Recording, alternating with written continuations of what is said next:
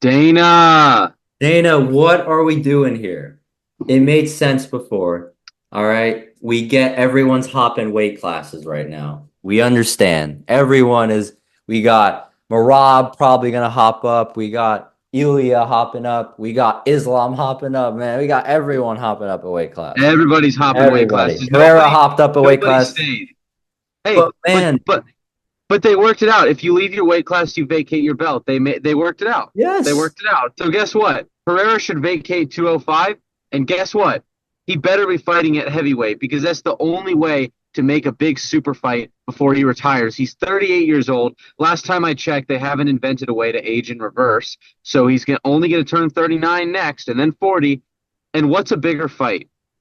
Pereira versus Yuri 3, the trilogy of him beating him 3 times in a row, or Another head kick. Is that what we're looking for? or Pereira going for the third belt, the heavyweight title of the world, the baddest man on the planet, going for his third title. What's bigger?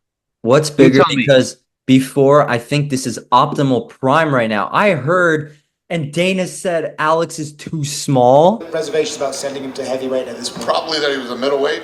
He was a middleweight. Is that the reason? He Alex, said that. he said because he fought at middleweight before. Did you hear how much Pereira weighed in at the cage against Ankalaev? How much? 235 pounds. This guy walked around camp at 240 plus. This guy Wow. will make 250 if he needs to. So honestly, there won't be much of a weight difference between him and Aspinall. So if that's not the problem, Pereira's massive. yeah, Also, Aspinall has been getting asked about this for like 2 years now. exactly. You remember that viral interview with him and Nina when he was talking about like I wouldn't even stand, I would just spear him off the jump, like ram my Yeah, head into him. Well, the bell would go, and I'd run across, full blast, and rugby tackle him. And Try and before, take you him know what, down. that had some credibility. But you know what? This win, and this is what's so significant about this win, it added aura for Alex against grapplers. Now we know Yeah. he can handle them with his Yes, pressure literally. and he can stuff the takedowns. I think this fight is a lot more interesting than it was 1 year ago, right? When we were Agreed. talking about this, and Aspinall was like, "Oh, I'm gonna spear double like him. Pereira's never grappled a day in his life." Blah blah blah. And yeah, Jones also, when he was bringing up Pereira, we were like, "Ugh, he's gonna scrape him 1 round, right? He's just gonna take him down, sub him. Alex is a fish out of water in the ground." But man, now we have some evidence that Pereira can. I think it's changed both of our minds. Dude, but bring Jones back right now. I think Pereira KOs him out cold. I really believe that. Wow. I think he'll KO him. I think the striking is too different. I think Jones is older now too. And I think the wrestling won't be too much of a factor. If Dominic Reyes was able to stuff all of John Jones's takedowns basically and outstrike him on the feet, why can't Pereira do that with what we've just seen with him? This new scary 2.0 version of Alex Pereira, right? It's insane, dude. It's insane. Right? Aspinall probably would like KO him because he'd fake a takedown. But we don't know that if Pereira could keep it standing, which I believe maybe he could for a longer point of time now, right? Maybe At he that could. point, at that point, if Pereira keeps it standing, it becomes who do you think is a better striker between Pereira and Aspinall? And honestly, if we're going just off of striking, I have to go Pereira. I do think Aspinall is faster with the hands and the feet, so I think he will have a speed advantage. And by the way, isn't that crazy how fast Aspinall is for a heavyweight? It's insane. He's crazy. I think he moves like a welterweight. I think yeah, that type of he's speed. crazy. Yeah. He's crazy. He was But he was either way, actually doing workouts with Patty Pimlet. I think like 1-2 combinations. He was throwing them 2 times as fast as Patty was.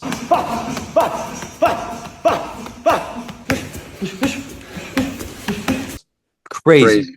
crazy. So Dana, all right, we need to address Dana here. Of Dana addressing the media and him glazing Jones for the last 3 years. Okay. What the heck is that about? Do we have, and I've heard some other people bring this up, does he got pictures of you, man? So we had that. And then we have the chance earlier this year to make Ilya Taporia and Islam Makhachev. That would have been one of the highest Oh skill my fights. gosh. What the heck are we doing? The two best pound for pound fighters in the UFC. What are we doing here? Why are you giving so much leverage again to the fighters? I remember the Dana before. Do you remember him? I kept throwing some quotes. Oh, you don't want to fight? I guess this isn't the promotion for you then. I tell you guys this all the time. If you can say you want to fight somebody, you know, but do you really want to? Huh? Dana used to be on it, bro. He used to be on them. Oh, you talking about retirement? Retire then. Go fight somewhere else. Bro, we need that Dana back. Look at this new Dana. Do you The know one what that's Dana we need? lenient. We need the Dana that's willing to make Pereira Aspinall right now while Pereira is not fucking 50 years old. I know. That's what we need. We need a We need to Dana make that's gonna Ilya say, Islam tomorrow. What are we doing? oh, that's happening next year, I guarantee you. And I guarantee you, they bring up Marab and Volk. Marab literally cleared out his weight class. Volk is basically a GOAT in his own division, and there's no one Not that basically, interesting. he is the GOAT in Yeah. his own division. There's no one that interesting in his weight class. No one, and it would honestly be one of the highest level skill fights ever right now. Oh my Marab has gosh. defended his belt enough times. He's shown he's worthy of it. Volk is definitely worthy of getting some super fight. Why aren't we making that? I guarantee you they'll ask Dana. Dana's like, doesn't really make sense. We've got guys for both. What? Who do we have for both? What do you mean? We don't have anyone. Guess what? Guess what, guys? Super fights are more entertaining than just watching belt defenses. Call me Yes. crazy. Call me Bro, crazy. my face is turning so red because I've had enough of this. I want the best fights in this promotion. This is what it used to be. It's true. Before we even started this channel, Danny would go on rants, just like we'd be on the phone talking about exactly what we're talking about right now. And Danny would just go on these like 30 to 40 to even hour-long rants. And I'd be like, Danny, at this point, we just got to post these rants. Yeah, bro. Because, I mean, literally, Danny, you've been talking about this for a year. And I think Dana has made some good fights lately. But we need these super fights. We need Volk Marab. We need Ilya Islam. Yeah, but it's and not. we need It's not the Pereira pinnacle. Aspinall. It's not the pinnacle, and that's my problem. Why is lightweight not moving before this week? What the hell was going on the whole year? Before this last week. Yeah, nothing What is moved. going on? We had the chance, and this is what I'm talking about. We had the chance to make Islam Ilya. So when did Ilya fight Charles Oliveira? I'm going to go into the exact calendar because this is some BS what happened here. He fought him June 19th. June 19th. When is Islam fighting JDM? November like 20th or 10th or something. What the hell? Why couldn't he have fought Ilya and then do that? What he said, if Bilal would have beaten JDM, he would have fought Ilya. If not, he moved up. Why couldn't he have done both if you were going to wait until November? I thought he was going to make it in for August or something. You right? know And why? that's what I I'm was going to say it. expecting. I'm going to say why. I'm going to make a bold pick why.